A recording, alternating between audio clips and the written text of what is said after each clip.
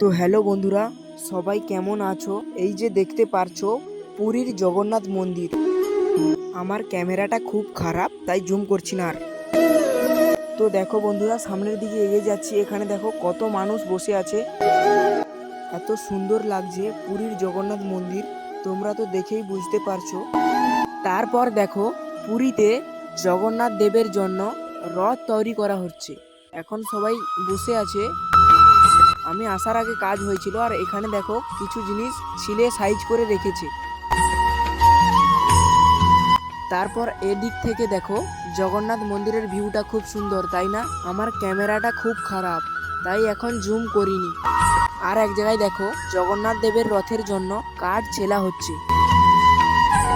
আর এখানে জগন্নাথ দেবের রথের জন্য কিছু চাকা রেডি হয়ে রাখা আছে। আর হ্যাঁ, যেতে যেতে জয় জগন্নাথ বলাটা ভুলো না। Thank you.